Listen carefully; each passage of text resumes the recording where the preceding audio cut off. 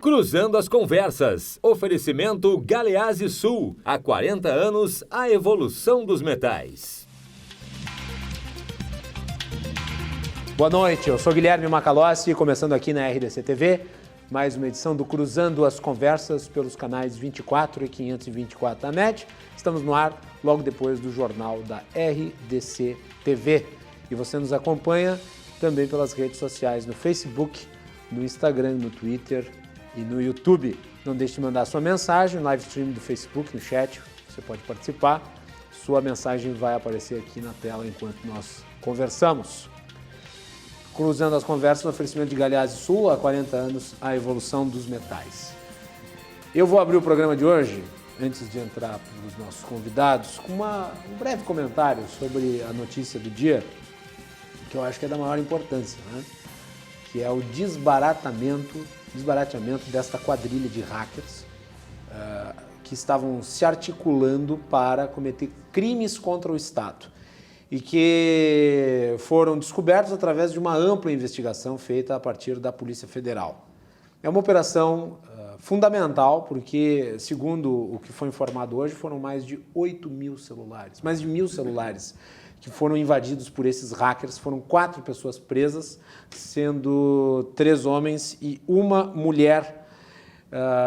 Um era um famoso estelionatário, o outro era DJ, um motorista e uma manicure. Quer dizer, uma quadrilha de hackers bananeiros, né? O hacker morava em Araraquara, Ribeirão Preto, a terceira cidade eu não me lembro, mas tudo em São Paulo, junto com o ET de Varginha, né? Estavam aí, um deles morava com a avó, né? Enquanto a vovó fazia doce e fazia seus crochês, o netinho tomava todinho, comia sucrilhos e invadia o celular do Sérgio Moro e do Deltan Dallagnol. Era óbvio desde o início que isso era um crime. Felizmente foram investigados os autores, se chegou a alguns deles. Agora, vocês acham realmente que são apenas esses 4? Né? Segundo a movimentação que houve aí nas contas, mais de 600 mil reais, 623 mil reais, sendo que a renda declarada mensal deles era algo de em torno de 2 mil reais. É o início de algo muito maior, na minha avaliação. É a ponta do iceberg. Vamos descobrir quais são as conexões deles, né? Isso tem que ficar claro para todo mundo. Cruzando as Conversas de hoje, trata sobre imigração, direito internacional, questões relativas ao exterior e o Brasil. Então, é um tema bastante interessante, porque, afinal de contas, nós estamos vivenciando uma época em que o Brasil tem recebido fluxos imigratórios, né? E, ao mesmo tempo, também tem sofrido com a imigração dos seus jovens para fora. Nós vamos tentar compreender essa dinâmica durante o programa de hoje, que recebe, né, para esta entrevista, o sócio fundador da Toledo e Associados e CEO da Loyalty Miami, Daniel Toledo. Esteve participando de evento aqui em Porto Alegre antes de vir aqui ao programa. E também, para entrevistá-lo, jornalista, economista, nosso parceiro aqui da RDC, colega do programa Atividade, Silvio Lopes, e o jornalista Thiago Dimmer, que está aqui acompanhando o Daniel em Porto Alegre. Daniel, muito bem-vindo ao programa. Boa noite. Obrigado, boa noite. Agradeço a vocês pelo convite, agradeço a todos pela participação. Para mim é uma satisfação imensa estar aqui com vocês, com a voz um pouco rouca, em razão não só da temperatura que está mais friozinho aqui, como também de passar o dia inteiro em alguns outros compromissos que a gente tinha. Muitíssimo obrigado a todos. Muito bem. Silvio Lopes, bem-vindo novamente, amigo. É muita honra estar aqui novamente, Guilherme. Parabéns pelo programa, cada vez mais, né, se consolidando como o programa jornalístico das noites do Rio Grande. O Silvio está com um livro aqui em cima da mesa, eu faço questão de divulgar o livro. É velho o livro, não sei nem se tem uma reedição, nem se tem no mercado. Década de 80. Mas hoje no Google tem de tudo, então procurem. Eu gosto das dicas de leitura aqui no programa.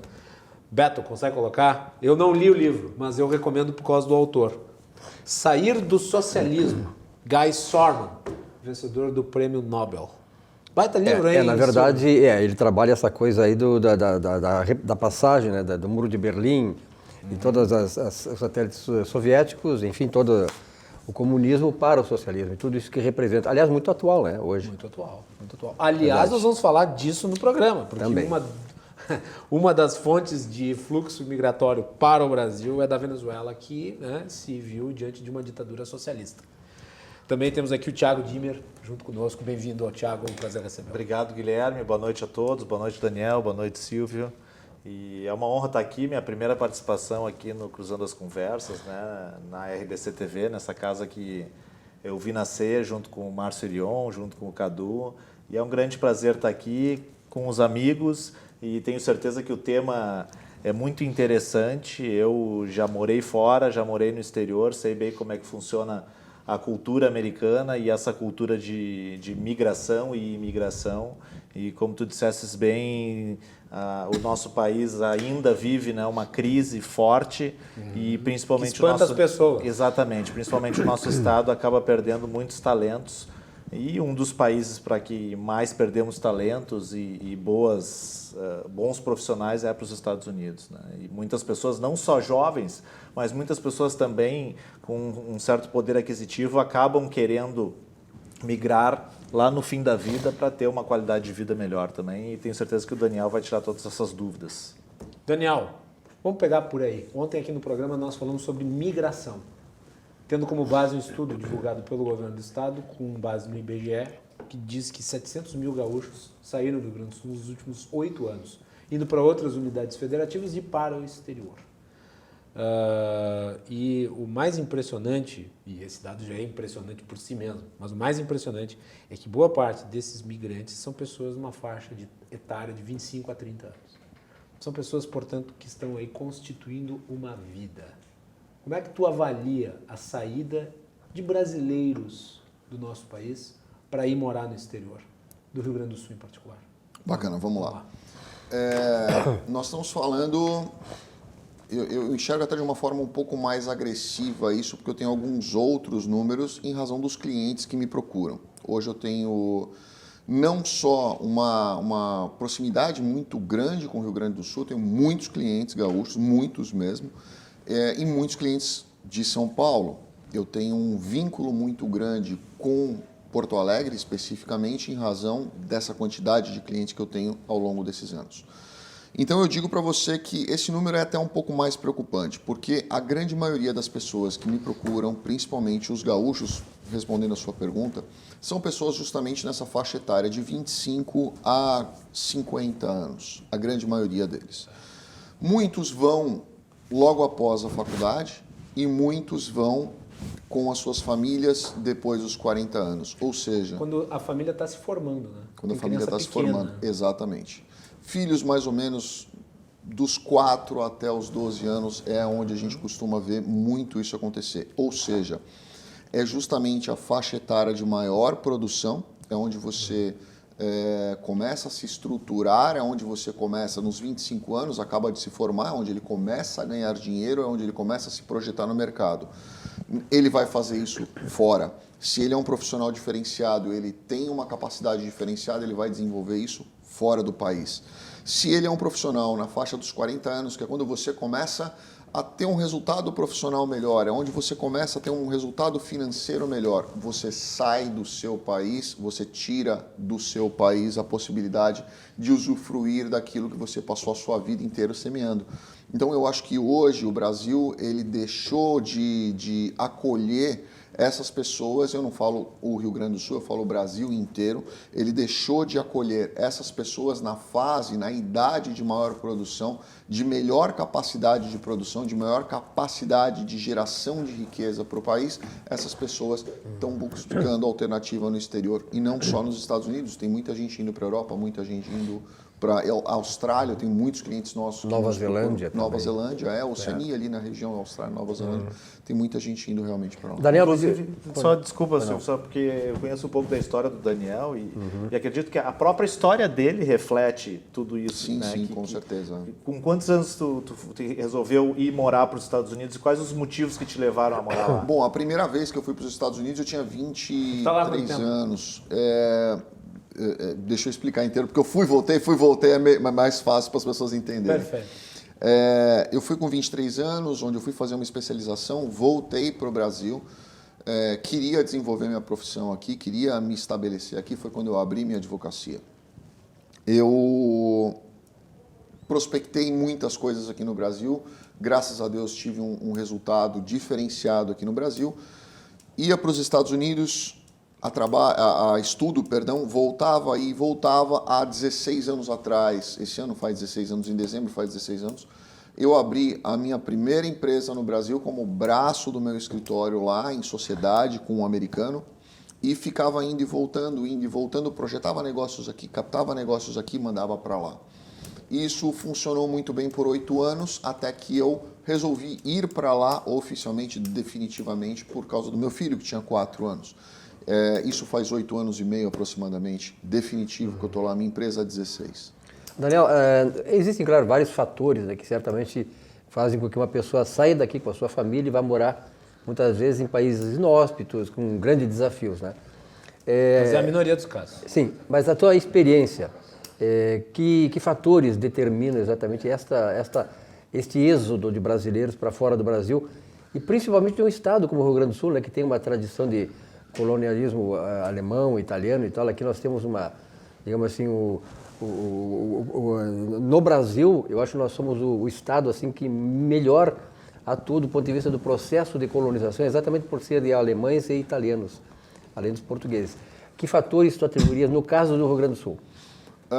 Especificamente Rio Grande do Sul é difícil a gente falar porque não existe essa hegemonia no Brasil como todo, nessa questão, nesse perfil imigratório, tá? Migratório, perdão. O São Paulo é muito parecido. Muito parecido.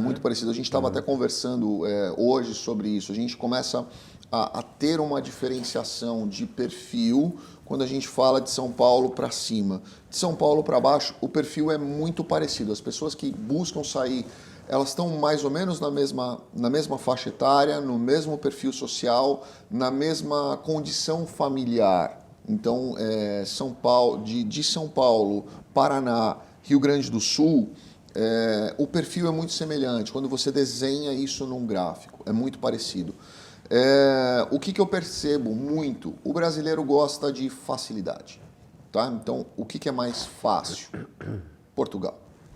É a primeira opção. Muitas pessoas falam, Portugal. Por causa da língua, por causa do custo. Brasileiro... Mas dizem que lá os portugueses falam muito rápido e não dá para entender o que eu estou dizendo. É verdade. Mas nos Estados Unidos falam inglês, entende menos ainda. O espanhol também fala muito rápido. Fala muito rápido. Mas assim, o que eu percebo? A grande massa busca facilidade. E o brasileiro gosta do baratinho. Então, quando ele fala, não tenho muito dinheiro, não tenho o inglês, não tenho a agressividade que o comércio americano exige, porque o americano, não o americano, mas o comércio americano, o mercado americano, ele é muito agressivo, ele é extremamente agressivo. Tudo se vende muito, muitas coisas a gente compra, e eu não vou falar o americano, vou falar a gente, porque eu mesmo fiz isso. Muitas vezes eu cheguei na minha casa, se não tivesse um pacotinho da Amazon na porta me esperando, eu achava que eu tinha esquecido de mim. E essa era a sensação que eu tinha mesmo.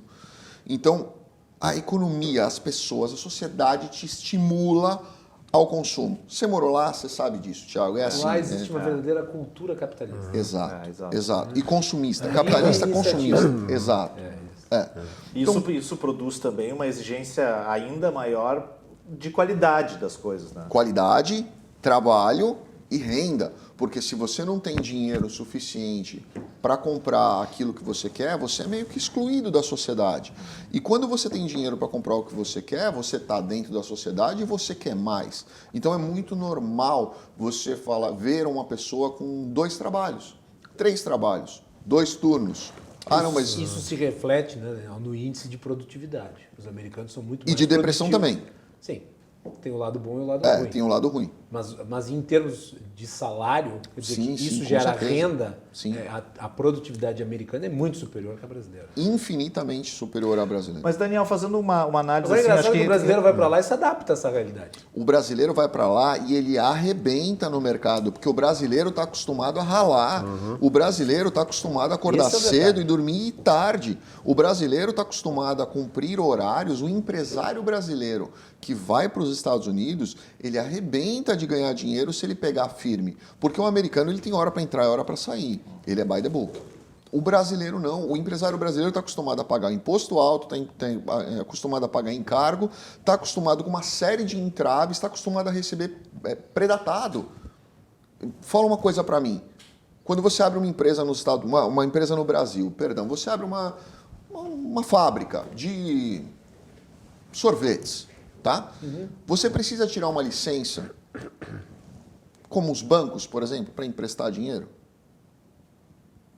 Não. Não faço a menor ideia. Não. Conheço Não. a legislação americana. Não precisa. Não, Brasil, tô falando Brasil. Brasil. Uma sorveteria no Brasil precisa ter licença do Bacen para emprestar dinheiro? Não. Mas por que Não é a empresta? atividade dele. Mas por dela. que empresta? Sim, empresta porque vende. Vende parcelado?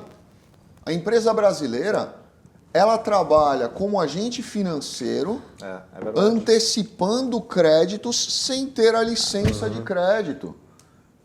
É um dos poucos países que vende parcelado. Pois é.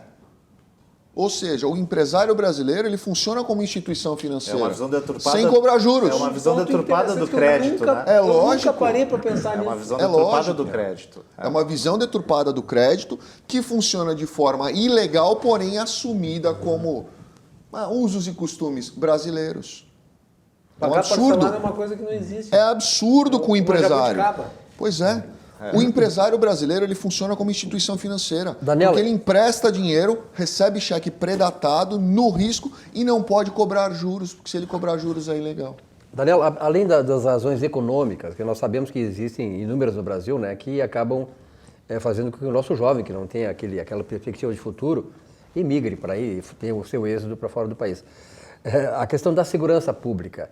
Eu tenho falado com muitos empresários que circulam aqui pelo Rio Grande do Sul e que são de grandes empresas multinacionais e com as filiais aqui, e a dificuldade do empresário de fora é justamente escolher executivos que queiram vir para o Brasil, pela questão da segurança. Em que ponto tu coloca a questão da segurança como um fator do êxodo do brasileiro para fora? Deixa eu só pegar o gancho, Silvio, que era exatamente isso que eu ia colocar, Daniel, que lá pelos anos 80 e começo dos anos 90, essa questão da renda e da produção e da busca pelo crescimento econômico das pessoas do Brasil, ela era mais evidente dessa questão da migração. Mas depois isso também foi mudando, hoje em dia já existem outras razões, exato, para que as pessoas Principalmente migrem. a segurança Exato. pública.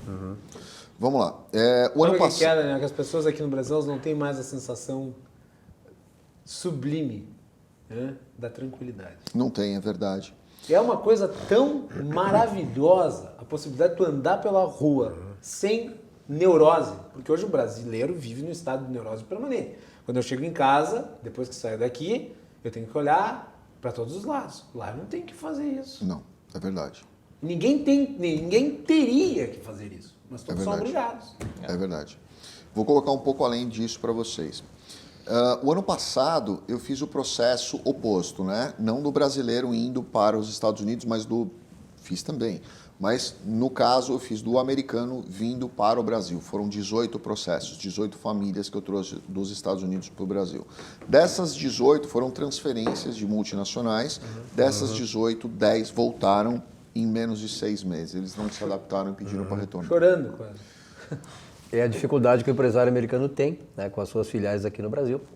O salário deles era o mesmo salário que eles recebiam nos Estados Unidos, com um adicional de 50%. Ou seja, se você ganha nos Estados Unidos 10 mil dólares de salário, falando um número, ele veio para o Brasil ganhando 15 mil dólares. 15 mil dólares de salário para um executivo aqui nos Estados Unidos, ele vive razoavelmente bem, não é verdade? E mesmo assim ele optou por voltar para os Estados Unidos. Conversando com alguns deles, não conversei com os 10, conversei com uns 3 ou 4. A principal razão foi realmente a questão da segurança pública, tá? E eu digo para vocês, quando eles chegam aqui e veem um carro blindado, não pega bem. E eu tenho sócios americanos. É a principal coisa que eles se assustam. Segundo, chegar aqui no Brasil... Imagina, lá nos Estados Unidos tem a cultura de garagem, você vem para colocar quinquilharia e não carro. O carro fica estacionado na frente da casa. Pois é. Aqui no Brasil, não. Aqui tu tem que ficar verdade. atrás de uma fortaleza. Né? Grades. Grades. Para que grades nas janelas? Né? Para que muros altos? Horrível. É verdade. É horrível. Isso eu morava num condomínio de casas onde o muro, se meu filho, que tem 12 anos, se ele quisesse pular, ele colocava a mão, passava uma perna, passava a outra, estava resolvido. Lá nos Estados Unidos, a cerca, ela é estética. Ela é estética. Ela é Aquela estética. cerquinha bonitinha, É, assim, ela é de estética. fazendinha. Eu não é de defesa, é de estética. É estética. Teve um Aqui não, condomínio- aqui é para proteção mesmo. É. Os bandidos estão soltos e os cidadãos estão presos dentro de casa. Exato. Quem é que vai... Pô, o pai vai liberar o filho para sair. Meu filho se cuida, ele não sabe se o filho vai voltar. É verdade. É verdade. Eu tive um condomínio que eu fui morar, essa Aí ele fala situação pro foi... filho, vai morar fora. Quer morar aqui por quê? E às vezes ele prefere até a distância do que a insegurança. É, exato. Isso. Exato. Ele dorme melhor mesmo Ele estando dorme melhor longe estando do filho. longe. Eu tive um condomínio que eu fui morar, que eu fui sequestrado aqui 3 vezes, né? Então, assim, Uma. Eu duas. eu fiquei meio Ué, paranoico. eu tô fora da estatística ainda. Ainda bem, né, Silvio? Bate na madeira. Tá louco. E eu cheguei lá, eu coloquei uma câmera em cada canto da casa. Foram 3 câmeras, na verdade. E deixei a câmera ali. Passou uma semana, eu fui chamado na convenção de condomínios. E ia ter uma reunião, eu falei, mas a casa é alugada, eu não preciso ir. Não, a reunião é por sua causa. Então eu vou. Cheguei lá, eles me perguntaram, por que câmeras na casa? Eu falei, por segurança? Você está fugindo de alguma coisa? Você está com medo de alguma coisa? Tem alguém te perseguindo? Eu falei, não, espero que não. Então por que você pôs câmera? Para, sei lá, para eu me sentir melhor? O que você faz? E foi a reunião, tinham 8 pessoas, as 8 pessoas me interrogando, me perguntando por causa das câmeras que eu coloquei na minha casa. Ou seja, uma coisa totalmente atípica. Num condomínio fechado, você ter câmeras na casa é atípico.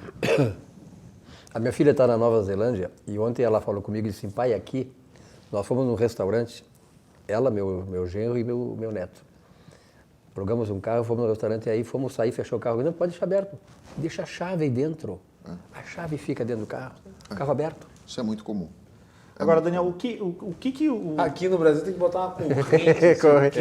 E olha lá e te leva o carro. O que eventualmente, assim, tu que trabalhas com isso, né, de alguma maneira acaba abrindo essas portas para quem quer migrar para os Estados Unidos? O que tu indicas para essas pessoas? É só o visto ou a questão do estudo é importante, do inglês? O que tu indicas em relação principalmente aos Estados Unidos ou à Nova Zelândia ou à Austrália, que são países bastante procurados? Eu acho que o mais importante de tudo, as pessoas às vezes no desespero elas se esquecem de alguns detalhes. O mais importante de tudo é o planejamento, né? O segundo ponto mais importante é dinheiro. Como é que você vai se manter? É muito fácil você controlar o emocional da sua família com dinheiro na conta. É muito difícil você controlar o emocional da sua família se você estiver preocupado com a questão financeira. Com o aluguel que vai vencer, e se você não paga o aluguel 3 dias, toma uma notificação, e uma semana o xerife está batendo na sua porta. Tá? E sai mesmo. E o Com carro, criança, e o carro vem o que guincho for. e leva o guincho. Embora. Tá? Então é assim, e não te pede autorização. Então é assim, são situações em que uma mudança, qualquer mudança, para qualquer lugar do mundo, já é um desconforto. O fato da mudança é um desconforto. Arrumar mala, encaixotar coisa, saber que depois você vai desencaixotar, explicar para as crianças para onde você está indo, as expectativas que se colocam em cima disso. Um erro que muitos pais cometem: filho, nós vamos morar do lado do Mickey. Mentira. A criança vai para a escola e na hora que ela chegar na escola, ela vai ter que aprender a matéria em outra língua. Lembra de química? Imagina a química em inglês. Meu Deus. Né? Então é assim, ele vai ter que lidar com desconfortos. Meu filho estuda numa escola bilíngue. Balela, meu filho estudou numa escola bilíngue. Chegou nos Estados Unidos, eu tive que enlouquecer por 6 meses para ele realmente se adaptar, porque são as gírias diferentes, os acentos diferentes, a forma de falar diferente, a origem das pessoas muda muito. Não é o inglês de cursinho. Não é o inglês de cursinho, não é o inglês de um brasileiro, um professor brasileiro falando. E não é o inglês de turista. Não é. É aquele do inglês do se vira. Não é. Eu falo um pouco de inglês, entendo o suficiente. Esquece, pro cotidiano. É a mesma coisa que tu realizar uma entrevista em inglês. É isso aí. É a mesma coisa. Eu não me sinto seguro. Eu sei falar inglês o suficiente para me virar no exterior quando eu estou por lá. Agora, eu não tenho a vivência. É outra coisa. Você conversar com pessoas de outros países, um russo falando inglês, ele tem um acento diferente, um indiano falando inglês tem um acento totalmente diferente. Um japonês falando... Não, japonês falando inglês é complicado. Nossa Senhora. Mas é um acento que só eles entendem entre eles mesmos. Então é difícil. Daniel, tem muito brasileiro que imigra de maneira ilegal? Muito, muito, muito, muito. Hoje... Mas é menos, né, hoje? Não. Do que antes, por exemplo, o que os atentados mudaram? O que o atentado lá em Nova York mudou? Vou te dar uma informação. O atentado em Nova York eu não sei, mas eu vou dizer para você um dado que eu recebi recentemente sobre os brasileiros. Antigamente que eu falo até 3 anos atrás, a maioria dos brasileiros que estavam ilegais dentro dos Estados Unidos iam com visto de turismo e ficavam em overstay, tá? Hoje, passavam do período permitido, digamos assim. 3 meses, se eu não me engano. 6. 6 meses para visita. Esse número, ele decresceu em 40%. E o número de brasileiros que ficam em overstay por visto de estudante aumentou em quase 70%. Quer dizer o quê? Ele entra com visto de estudante, E vai ficar. acaba o dinheiro, começa a trabalhar e fica. E fica em profissões de Subemprego, subemprego, na verdade. que os americanos já não trabalham mais, eles precisam ter uma mão de obra. E que hoje são as mais fiscalizadas. Mas hoje em dia, diferentemente lá dos anos 90, essas pessoas que acabam ficando de maneira ilegal lá, elas têm muito mais dificuldade de se tornarem legais. Muito mais dificuldades, muito mais perseguição, muito mais discriminação. Não discriminação, mas muito mais restrições, porque assim, hoje... o grande problema não é só ele estar ilegal dentro de um estabelecimento comercial. Se ele for pego trabalhando ilegal dentro de um estabelecimento, de uma empresa ou de qualquer situação nesse sentido, a empresa sofre punição e ele sofre punição. Então as empresas estão recusando de qualquer forma o trabalhador ilegal. E o que eles fazem lá? Babysitter, essas coisas? Babysitter, trabalha pintar oficina, casa, mecânicos, limpa a piscina, jardineiro. corta o jardim, passeia com o cachorro. E hoje, quando Renovar carteira de motorista, por exemplo, pode? Depende do estado, permite pouquíssimos. Porque sem carteira de motorista lá é muito difícil, né? Não, é quase impossível, né? Tem uma série de restrições, né, que as pessoas acabam tendo. Mas pouquíssimos estados hoje concedem a carteira de motorista sem pedir realmente uma comprovação de status e legalidade. Isso me leva à pergunta de por que tantos brasileiros têm o seu visto recusado. Muitos brasileiros... Porque é difícil, às vezes, a pessoa compreender qual que é o critério que o governo americano utiliza para selecionar quem Lógica, é um critério lógico. Eu vou te explicar, você vai entender de uma forma... Acho que muita gente que está nos acompanhando vai se interessar por isso. O que acontece? Muitas pessoas vão... Eu não vou nem tocar naquele assunto, que eu acho que isso é uma questão óbvia da gente pensar. Daquela pessoa que ganha R$1.000 por mês e tem isso na carteira e tem isso no extrato e recebe esses R$1.000 por mês e quer ir com a pessoa para a Disney. Ela não consegue... O examinador não consegue enxergar como que essa pessoa vai ter, ganhando R$1.000 por mês, como que ela vai ter dinheiro para pagar a passagem, os dólares para levar, para se alimentar e voltar para o país. Tá? Então, assim, ele vai negar. Ele vai falar, olha, R$1.000 por mês são $250. Você ganha $250 para sustentar você, a sua família, ainda quer ir para os Estados Unidos ver o Mickey. O ingresso do parque custa isso. Isso. Né? É a lógica do fisco aqui no Brasil. É a lógica do fisco aqui no Brasil. Agora eu vou além. Imagina uma outra situação. O empresário brasileiro que quer fugir de qualquer forma de imposto. Quantos empresários vocês conhecem que declaram um prolabore de R$2.000? Ele tem uma empresa que vale milhões, mas ele declara que ele recebe R$1.000, R$1.500 e o resto é divisão de lucro. Divisão de lucro não tributada. Como é que um americano enxerga isso? Quanto você ganha? R$1.500. Está negado o seu visto. Não, mas eu recebo aqui a divisão de lucro. E quando a pessoa, por exemplo, apresenta como documentação para ter o seu visto aceito residência, vínculos em termos de posses. 90% desses casos são aprovados. Tá? Quando ela tem vínculo... Mesmo que ela tenha um valor pequeno? Não, se ela tiver um valor pequeno, possivelmente vai ser negado. Porque é o seguinte, eles querem saber... Importante. O que as pessoas não fazem é não se colocar, elas não se colocam no lugar do agente examinador. O agente examinador, ele é o... Imagina que você me convida para ir para sua casa, tá? Você fala, Daniel, vem passar um tempo aqui na minha casa. Eu vou para sua casa a seu convite.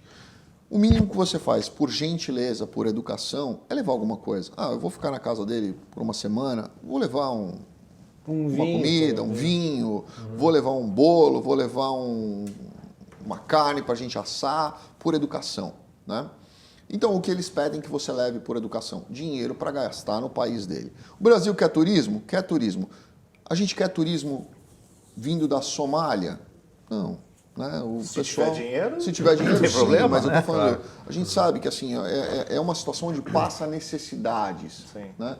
Essa pessoa que vai vir para cá, ela vai vir fazer o quê? A gente quer turismo da Venezuela?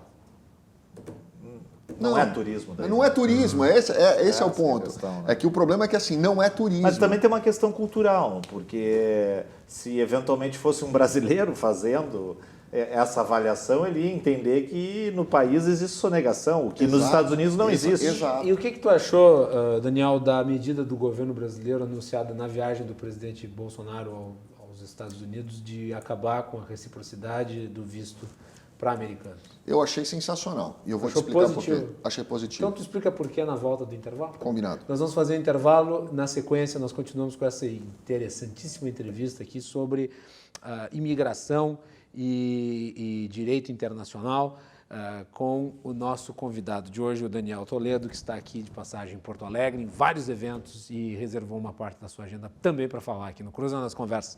Voltamos na sequência.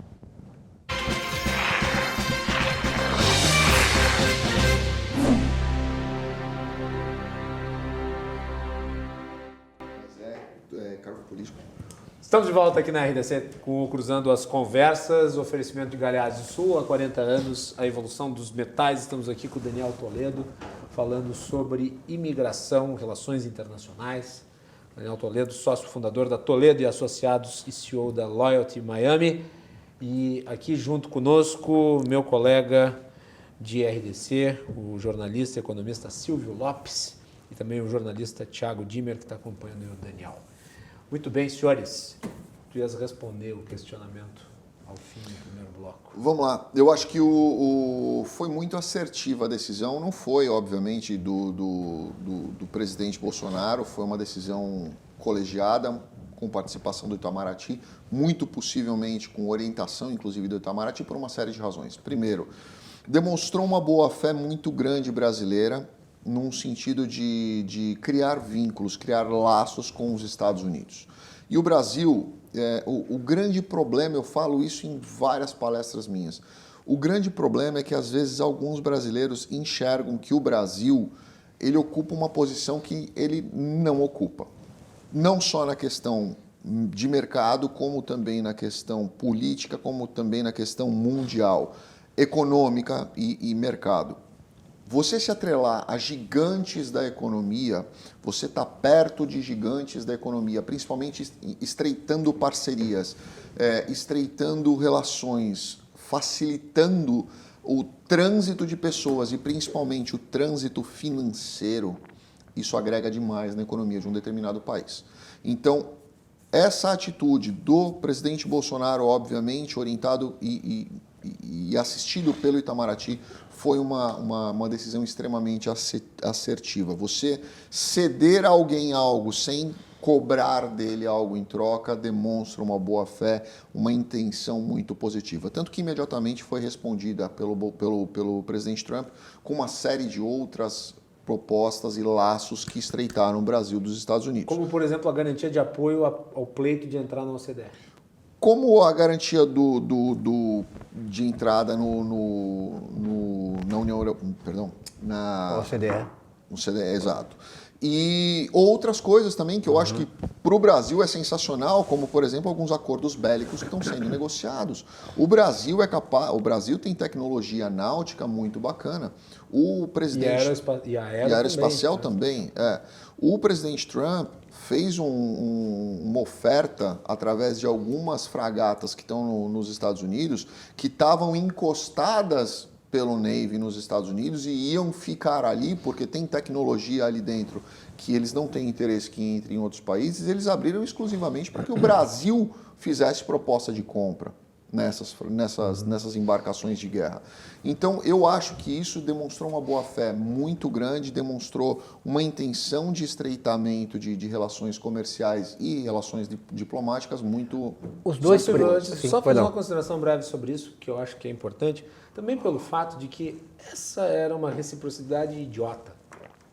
Eu concordo Existe com uma você. questão filosófica aí, filosófica não, mas é uma questão técnica, objetiva. Quer dizer, é óbvio que existirão mais brasileiros em morar nos Estados Unidos pelas condições econômicas dos Estados Unidos do que americanos interessados em morar no Brasil pelas condições econômicas do Brasil. Eu vou um pouquinho além. É mais fácil um brasileiro morar ilegalmente nos Estados Unidos que um americano morar ilegalmente no Brasil. Concordo. Vou além. O visto é para isso, né? É para isso. É para qualificar quem está chegando. Na verdade, assim, independentemente disso, porque assim, o visto, na verdade, ele é uma expectativa de um direito.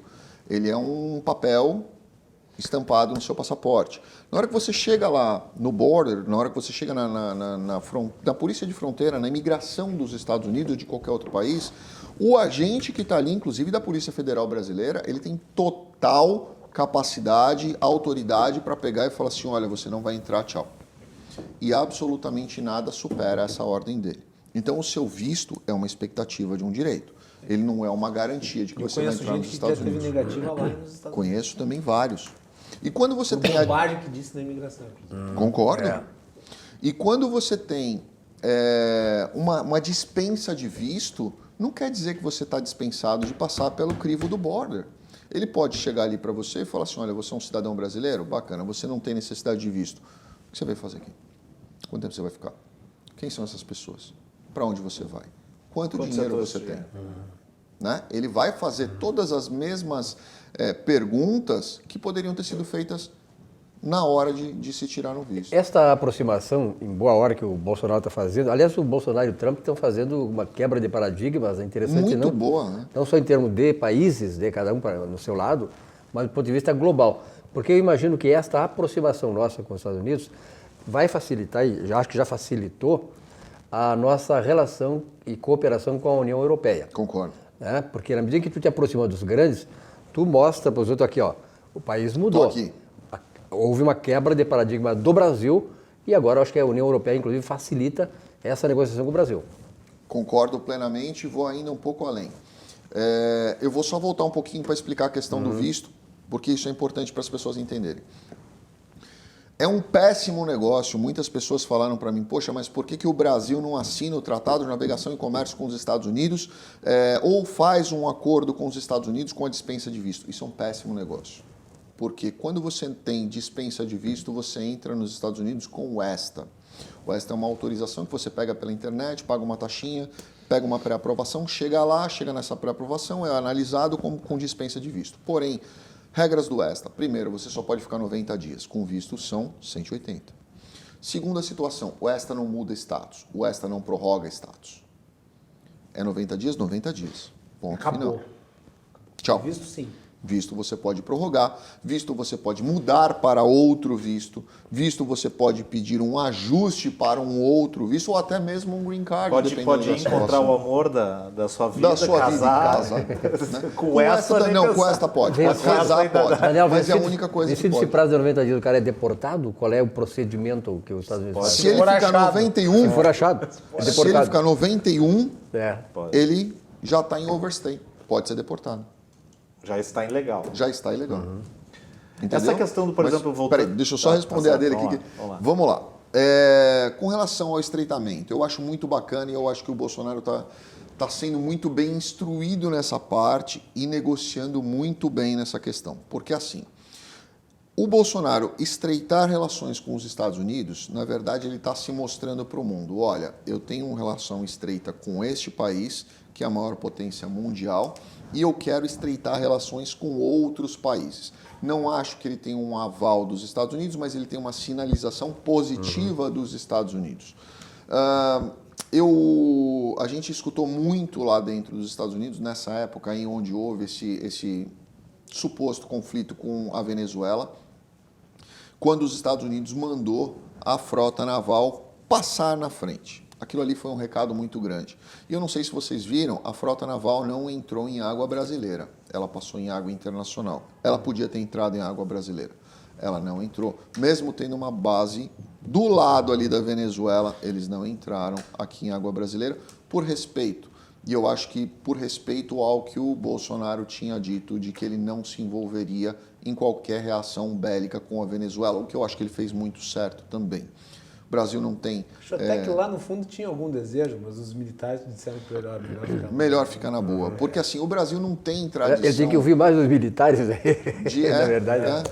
O Brasil não tem tradição de comprar brigas de terceiros. Ainda mais com vizinhos aqui, né? E ainda mais na posição política na qual o Brasil exerce junto ao Mercosul. Se bem que na internet estavam cheios de soldados de Twitter, né? Disparando seus likes, esperando uma guerra onde outros iam morrer. Mas você já viu uma situação... Estupidez, assim. Hoje, com rede social, quantos mestres e doutores se formaram instantaneamente por abrir um perfil no Facebook? Absurdo. Hoje a pessoa abre um perfil no Facebook, ela acha que ela tem conhecimento técnico e experiência de vida suficiente para escrever o que ela quiser, a opinião dela é a melhor do mundo e ela posta o que ela quiser como se verdade fosse. Exatamente. O que, na minha visão de jornalista, já está virando um pouco fio. Acredito que a internet, também, as pessoas, quem tem credibilidade e quem conhece os assuntos já não dá mais tanta credibilidade. Está fazendo uma depuração, né? Está fazendo uma depuração no processo. Daniel, voltando para... Sei que é sempre estimulante falar de questões relativas ao fenômeno da internet, mas voltando para a pauta, já que mencionamos a Venezuela, falamos bastante da imigração dos brasileiros, mas nós recebemos também fluxo imigratório e o norte do país se convulsionou com a crise humanitária da Venezuela. Acho que é assim que tem que ser chamado, né? Uma crise humanitária. Né? O fluxo de pessoas saindo do país é gigantesco, eles estão aportando no Brasil, desde Boa Vista, vindo até aqui. Isso tem causado uma série de celeumas. Como é que é a situação dessas pessoas? O que dá para se falar a respeito?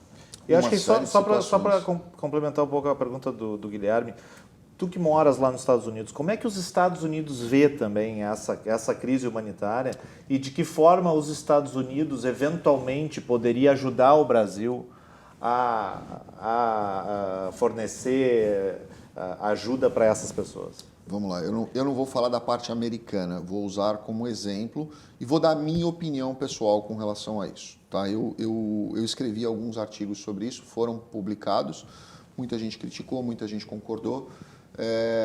Mas eu tenho uma visão muito fria com relação a isso. O Brasil está passando por uma crise gigantesca. Nós temos uma crise de saúde, nós temos uma crise de segurança pública, nós temos uma crise ética, moral, desemprego. Nós temos uma série de problemas internos aqui que não comportam esse processo de migração. Eles estão com um problema gigantesco, não só de questão de política, mas também de saúde pública, de humanitário, de tudo mais. Como ser humano a gente enxerga isso, claro, mas eu como ser humano também enxergo que o Brasil está numa das piores situações de crise que ele já teve. Eu vejo muitas pessoas realmente desesperadas por uma série de situações. A gente absorver isso e usar como a questão humanitária, eu acho que a gente deveria usar também como questão humanitária aquela pessoa que acorda de manhã cedo e sai para procurar um emprego e volta para casa sem nenhum emprego, que a gente não consegue dar, né?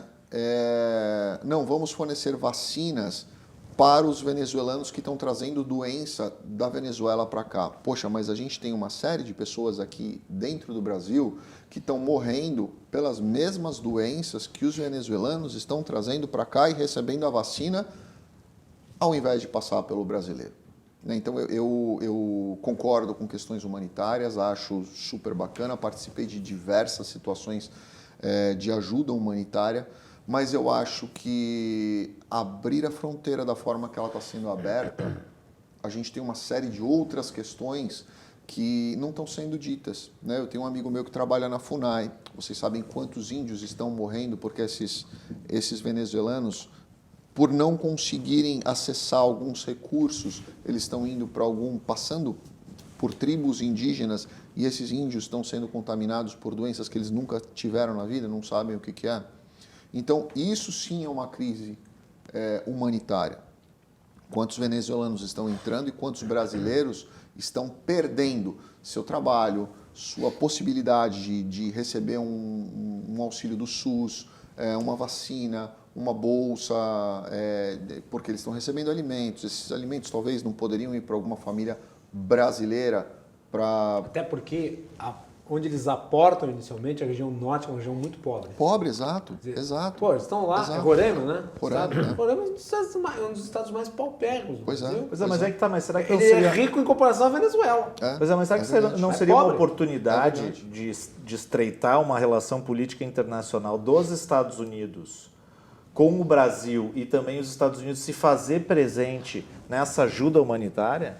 Mas, como um contraponto até Thiago, ao que está passando na Venezuela? Essa é a minha pergunta, assim, como é que lá... O que foi feito lá com os caminhões que foram enviados? Botaram Botaram os fogo. caminhões. Não, sim, mas eu falo em relação às pessoas que vêm para cá. Thiago, Uma ajuda ao Brasil. Uma ajuda ao Brasil para atender essas pessoas. Mas, né? assim, Poderia se criar lá ajuda na fronteira. Né? Na minha opinião, a ajuda não tem que ser do Brasil para atender essas pessoas. A ajuda tem que ser mundial para atender essas pessoas. Mundial, exato. E, sinceramente, eu acho que não é comida que essas pessoas precisam. Eu acho que essas pessoas precisam do que aconteceu no Brasil há algumas décadas atrás, de uma revolução mesmo. Né? Essas pessoas Precisam consertar o país delas. Precisam consertar o país delas. Pois é. E não é com comida que elas vão consertar o país delas. Concordo inteiramente contigo, Daniel. Na verdade é o seguinte, os organismos internacionais, tipo ONU, a pressão que nós sofremos hoje, tu deve lembrar muito bem que no século XIII, XIV, quando começaram a se constituir os Estados nacionais, né? Por quê? Para fortalecer a cultura regional e tal, então na Europa, Estados Unidos, aqui na própria América. E hoje o que eu vejo é o seguinte, assim, mesmo com a atuação dos organismos internacionais, o que nós estamos presenciando é um enfraquecimento dos Estados nacionais. Vou te dar uma ideia, Getúlio Vargas instituiu aqui cotas de imigração. A União Europeia e a França, em 2008, em julho de 2008, em Estrasburgo, ela criou uma lei para harmonizar a repatriação dos imigrantes europeus. Tá? Mas isso, eu acho que seria uma solução dos Estados nacionais. Só que hoje, os Estados nacionais perderam a soberania. Quer dizer, hoje nós brasileiros não temos... Esse negócio do desmatamento aí, querem mandar no Brasil. Né? Quem não fez a lição de casa quer mandar no Brasil. Então, até que ponto, eu te pergunto... Tem que tomar uma paulada do Bolsonaro tem que levar, de gente, né? Grande, né? Exatamente. Cuida do seu país. Levaram isso, né? Isso que a Amazônia é questão de soberania nacional. Né? Ninguém vai se meter no nosso país. É isso aí. Né? Tá ok? No tocante à nossa preservação ambiental, ninguém vai se meter. É isso aí, eu acho que... Aí que está o Bolsonaro, eu acho que o Bolsonaro está certo nisso aí, na medida em que nós temos a nossa soberania também, né? Nós temos a nossa dificuldade, como é que nós vamos pegar a gente que já nós... Eu acho que essas questões têm que ser resolvidas geopoliticamente nos países, através dos organismos internacionais.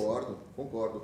Infelizmente... Podia haver um multirão de países para exatamente, para resolver lá na Venezuela mesmo, mas exato, lá na Síria. Só que, assim, mas seria uma oportunidade lá do exterior, vocês têm que fazer isso, isso, mas isso, seria uma oportunidade. Nada. Seria uma oportunidade para os Estados Unidos mostrar até um contraponto em relação à situação econômica. Aí seria um bloco mundial, não daria só os Estados Unidos, teria que ser. O Brasil, é claro que isso é uma questão humanitária, ninguém nega, tanto é que eu caracterizei como uma crise humanitária. Mas o Brasil vive. Está uma crise humanitária. O Brasil não é nós Noruega, também, o Brasil nós tem também. 14 milhões de desempregados, 28 milhões de pessoas de subemprego. Pois é. Dá para conseguir conciliar isso com E o fluxo de pessoas em outros estado de países, penúria? Não tem como. Os Estados Unidos fecham as fronteiras, sendo um país de primeiro mundo, não tendo 1/5 dos problemas que o Brasil tem, os Estados Unidos falam, vamos fechar fronteiras, porque do jeito que está, a gente não está conseguindo dar conta. Imagina o Brasil. Com 3% de desemprego. Pois é. Nos Estados Unidos. É verdade. Em pleno vigor econômico. Pois é.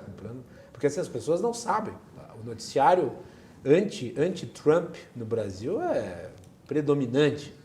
Trump Mas os Estados Unidos e vivem Bolsonaro. uma ascensão econômica espantosa. Nunca vi tanto dinheiro na Pois rua é, como existe mas hoje. assim, Daniel, isso é permanente e não existe um medo de recessão lá nos Estados Unidos por ter esse crescimento tão espantoso? Feita a pergunta, nós vamos para o intervalo, o Daniel responde na volta. Intervalo, já voltamos.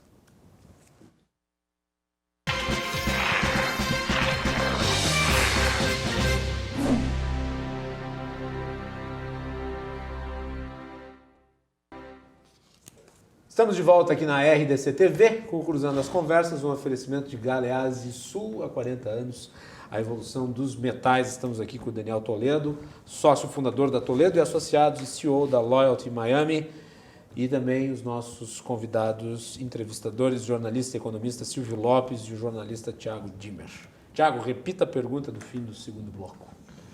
Bom, vamos puxar pela memória. Pode introduzir uma nova. Não, pode ser uma nova, né? Não, na verdade, Daniel, há esse crescimento econômico dos Estados Unidos, essa redução do desemprego, há essa expectativa de aumento da industrialização americana, ou da volta, né, dessa grande industrialização americana, mas também há, por outro lado, um medo de recessão, de aumento novamente dos juros e de aumento da inflação nos Estados Unidos. Como é que tu avalia essa perspectiva aí para os próximos anos lá? Vamos lá. Na questão do desemprego, concordo com você, houve um aumento de emprego, mas vamos fazer uma conta. Quando você restringe a imigração, você diminui a entrada de imigrantes, você coloca a fiscalização na rua, não estou falando dos Estados Unidos, no modo geral. Você coloca a fiscalização na rua, aumenta o número de prisões de ilegais, começa a mandar os ilegais que ocupavam alguns postos de trabalho para fora, você coloca uma fiscalização em cima das instituições, das empresas que contratam pessoas, ou seja, essas empresas começam a demitir as pessoas que estavam ali ilegais. O que acontece com o emprego? Sobe. Sim. Né? Ou seja, você tira os ilegais e começa a ter a contratação de mão de obra legal, formal. Ou seja, esse número subiu, com certeza subiu. Uma lógica prática nem econômica. Não. Tá? Então isso é uma coisa legal para a gente ter em mente. Outra questão. Houve sim uma captação de recursos muito grande para os Estados Unidos, houve sim, como economista, uma das razões do crescimento da economia é a disponibilidade financeira, investimento público dentro da economia, você faz ter maior geração de emprego, maior movimentação financeira e uma série de coisas. Então houve também um aumento da oferta de emprego em razão do aumento do gasto público, em razão da captação de recursos para o país, certo? Então, são dois fatores aí que aumentaram o número de empregos. Foi um negócio sensacional? Foi um negócio bom, porque esses empregos já existiam e eram ocupados por ilegais. Então, nós temos dois fatores, um deles eu concordo com você, o outro não é que os empregos foram criados, os empregos foram simplesmente preenchidos por pessoas. Foram regulamentados. Regulamentados, exato, a palavra foi essa. Então, assim, vamos dizer, dos 100% que foram gerados, 40% foram regulamentados, 60% foram criados. Se a gente aumentar em 60% a oferta de emprego no Brasil, vai ser um negócio sensacional. Então, sim, o trabalho do Trump foi muito bom nesse sentido. Vai gerar inflação, vai gerar uma eventual crise? Acho que não, porque não houve um aumento de empregos consideráveis na faixa econômica, na faixa de social, econômica mesmo, que é aquela que realmente impacta. Ou seja, houve um aumento de emprego de base e não um aumento significativo. Essa grande quantidade de empregos que foram criadas não foram empregos de topo, foram empregos de base. Então essas pessoas têm geralmente bens de consumo menores. O que eles fazem? Eles compram um carro melhor, eles compram um produto a mais no Amazon, ele faz um financiamentozinho de linha de crédito hoje, que não é tão simples você pegar uma linha de crédito, você precisa ter um credit score. Então, assim, eles compram produtos de base, produtos fáceis de você ir lá e recuperar. Daniel, nos Estados Unidos, essa questão aí, eu gostaria de... A Europa, por exemplo, a Alemanha, a França e a Inglaterra estão sentindo uma situação muito grave internamente com o fator muçulmanos. Nos Estados Unidos, esse fator é determinante, tem dado preocupação para a política migratória americana? Sempre deu, né? Na verdade, A última vez que eu estive em Nova York, eu fiquei impressionado com o número de muçulmanos. Muitos. Durante o período do Obama. Eu tenho muitos amigos muçulmanos. Eu morei muitos anos num bairro estritamente judeu. Aventura, Sunny Isles, vocês têm muitos judeus. Orros, North Miami, vocês têm muitos judeus. Existem bairros especificamente muçulmanos. Existem os muçulmanos radicais, existem os muçulmanos mais liberais, existem os muçulmanos que gostam de explodir coisas, outros que são paz e amor. Então, assim, não dá para a gente generalizar essa questão, né? Eu vejo algumas notícias, muitas vezes em grupos. Eu odeio grupo de WhatsApp, eu odeio grupo de Facebook. Brasileiro é preso com fraude de cartão. Como se o fato dele ser brasileiro esperava que fosse fazer fraude de cartão. Tem um monte de mexicano que faz fraude de cartão. Tem americano que faz fraude de cartão. Tem gangues americanas que matam, estupram, tráfico. Os haitianos são craques em tráfico. A gente não pode generalizar. Então, assim, eu acho que há sim uma preocupação. Há uma discriminação nesse sentido? De certa forma, sim. Se vocês forem olharem os países que estão com ban, que tem banimento dos Estados Unidos, a grande maioria deles são países de origem muçulmana. Eu li na Der Spiegel, que é uma revista alemã, que há uma pressão muito grande, muito forte internamente na Alemanha com a Merkel em relação às facilidades, né? Uma política liberal demais com os muçulmanos. E a principal alegação deles é que eles estão desvirtuando a cultura alemã. Concordo. Ou seja, eles estão tentando, que eu acho assim, onde o muçulmano vai, ele normalmente, ela tem o lado da violência e tal, mas tem o lado da imposição da religião islâmica. Do radicalismo. Do radicalismo. E isso aí está inclusive no próprio Islã, que eu conheço, leio Islã. Então, na verdade, exatamente, esse sentido assim, histórico do islamismo é que assusta a Europa. Como é que isso vai resolver lá, hein? Tem uma previsão, um sentimento? O problema da Europa e da Alemanha em particular, não sei se é a tua avaliação, né? Mas é uma questão, inclusive, histórica relativa à Segunda Guerra Mundial. Sim. Eles têm um peso na consciência com a questão judaica e com o Holocausto, que isso faz com que eles entendam que qualquer restrição à liberdade de ir e vir e qualquer tipo de restrição que tu faça a determinado grupo social ou a determinado povo possa ser encarado como uma herança ou como uma espécie de característica nazista, de uma ideologia que no passado foi muito influente entre eles. Não sei se é essa avaliação que tu faz, é a avaliação que eu faço. Eu concordo com você, mas eu vou dar uma outra informação também. Eu tenho alguns amigos meus que são iraquianos, eles moram aqui no Brasil há muitos anos. Eu conheci de perto a história do Iraque quando eles vieram para cá. Xiitas, sunitas, eles se matam até hoje. Irã, Iraque, mesma religião, se matam até hoje.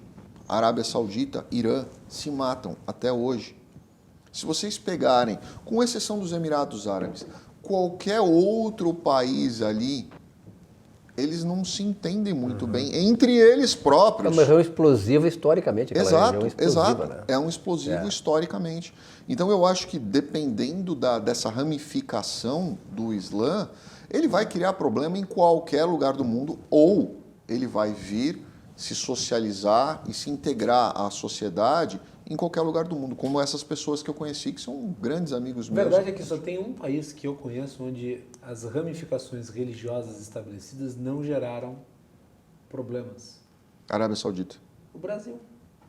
Fora, não, sim, fora você desse fala no eixo, mundo, né? Fora sim. desse eixo. O Brasil tem um impressionante case. Isso é uma das poucas coisas assim que nós podemos nos orgulhar realmente.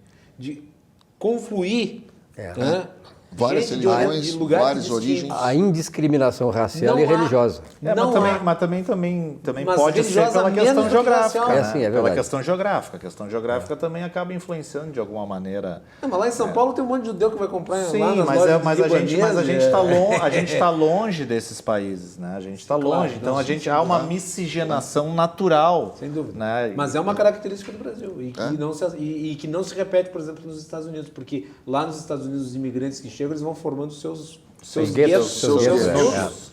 Isso é verdade. Os seus Isso filtros. é verdade. E mantém-se os atritos identidades. culturais É e verdade. as inimizades históricas entre É os verdade, povos. é verdade, é verdade, é verdade. Isso é uma coisa que fica aqui, que eu acho que é importante se ressaltar no Brasil. É verdade. Haitianos. Há uma diferença deles para com os venezuelanos? Ah, com certeza, né? Conheço a Venezuela, estive algumas vezes na Venezuela, não conheço o Haiti, mas conheço os haitianos, alguns, né?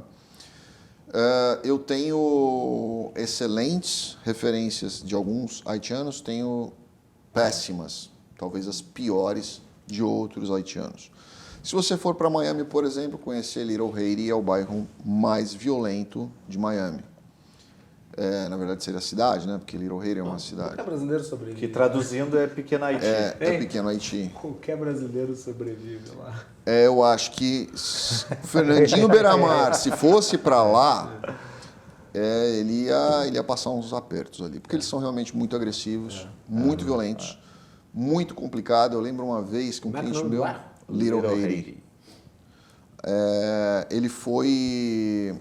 Era um bairro que até uns 10 anos atrás, para você passar pela Biscayne, por Little Haiti, você tinha comandos da polícia. Então, aquela faixa de Little Haiti era um carro da polícia parado a cada 3 quarteirões.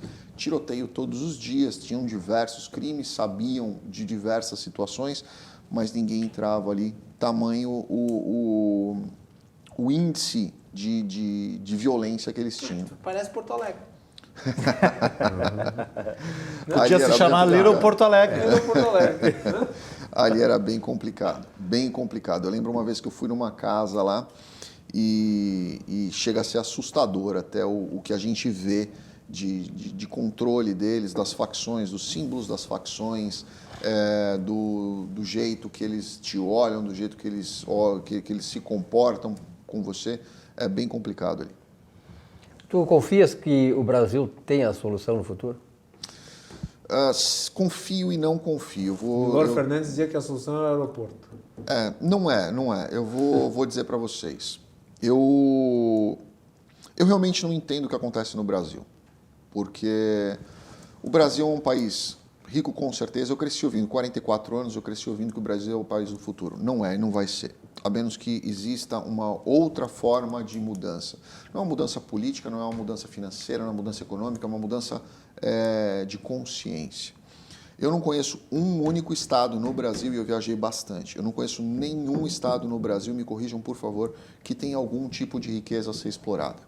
Não conheço, não existe. Tá? Você fala, não, mas o Rondônia é um estado... Minas Gerais.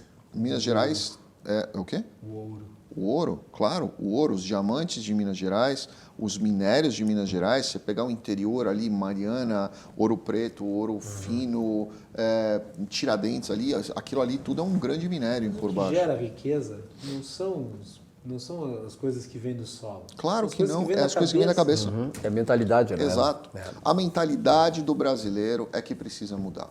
Culturalmente, ele precisa mudar culturalmente. Na hora que o brasileiro mudar culturalmente, todo o resto vai se encaixar. Isso leva tempo. Leva muito Mas tempo. por exemplo, essa nova visão, falando agora, eu sei que o programa está acabando, mas eu acho que é importante, a gente não falou aqui das diferenças educacionais, né? E a gente está tratando de cultura e de mudança mental. Essa proposta do governo valorizar mais a educação básica, e ter um certo patriotismo. Isso também leva um pouco lá para a cultura americana, né? Vou falar uma coisa que eu falei numa palestra que eu fiz na Facamp. Loucura, né? Você falar em faculdades onde a coordenação é esquerda, você falar um negócio desse é loucura. Mas, enfim, falei. Há 12 anos atrás, 15 anos atrás. Eu sou contra a política de sustento. Eu não sou a favor de... Eu sou a favor de um Bolsa Família desde que haja uma contrapartida, como, por exemplo, um controle de natalidade. Você quer ter acesso ao Bolsa Família? Concordo com você. Quem está pagando o Bolsa Família não é o governo. O governo é pobre, o governo não tem dinheiro. Tá? O Bolsonaro ganha 30 mil por mês. O Bolsonaro não está dando nada para ninguém. Quem está dando para as pessoas é quem paga imposto. Tá? Ou seja, de alguma forma esse dinheiro está saindo de algum lugar, indo para um cofre público que não é de todo mundo, é do país. Tem um livro bom que se chama Não Existe Governo Grátis. Exato, não existe. Paulo Rabelo de Castro. É isso aí. Não O existe. mito do governo grátis. As o mito do pessoas, governo grátis. esse dinheiro vem de algum lugar e vai para algum lugar. Ou seja, nós sustentamos, nós que pagamos impostos, sustentamos as pessoas menos privilegiadas. Enquanto isto existir, é uma política de sustento e não é uma política de investimento. Investimento é ensino. Então, eu acho que o Bolsa Família ele deveria estar condicionado a duas coisas. Primeiro, controle de natalidade e estudo. Não é fazer filho que dá direito ao Bolsa Família. É essa criança estar frequentando um ensino de qualidade que dá direito a você sacar o Bolsa Família. Que era o critério do Bolsa Escola. Concordo. Precedeu o Exato, Bolsa exato, Família. exato. Reciprocidade. Exato, é a reciprocidade. E quanto mais você incentivar as pessoas a terem filhos, mais elas vão querer os benefícios. Então, eu acho que tem que ter um limite e uma contrapartida. E os países desenvolvidos não são aqueles que têm intelectuais, filósofos, mas aqueles que têm técnicos e cientistas. É isso aí. Educação é a chave de tudo, não o sustento. E que valorizam o que é público. Que valoriza o que é público, que valoriza o dinheiro que você paga, que valoriza o que vai crescer o país. Enquanto a gente continuar sustentando, a gente não vai estar investindo. Não tem dinheiro para investir. investir quando Nós somos você aí no sustenta. país dos coitadinhos, como dizia Emílio Fará, no país dos coitadinhos. É isso aí. O programa agradece enfaticamente a sua presença. Obrigado. Daniel, muito obrigado por ter vindo aqui. Obrigado. Deixo rapidamente com a última palavra. Obrigado. Gente, eu agradeço demais a vocês, agradeço demais a Porto Alegre, amo Porto Alegre, falei isso em diversas vezes, redes sociais nossas. Quem pensa em sair do país, eu acho que deve primeiro fazer uma autoavaliação, pensar se realmente isso é o melhor momento, é a melhor condição, a melhor estrutura, se planejar, se estruturar. Obrigado a todos vocês. Fiquem com Deus. Obrigado. Silvio Lopes, muito obrigado. Muito obrigado. Eu também agradeço. Sempre um prazer recebê-lo no programa. Também foi muito prazer em conhecer o Daniel aqui. Espero Obrigado. que venha mais vezes trazer essas lições para nós. Nós Se Deus precisamos. quiser. Obrigado. Tiago, muito obrigado também pela presença. Obrigado, Guilherme. Cadu, que não fique com ciúmes. Muito bem. Nós ficamos por aqui, voltamos amanhã para falar da Ancine. Então fiquem ligados, cruzando as conversas logo depois do Jornal da RDC TV. Boa noite e até mais.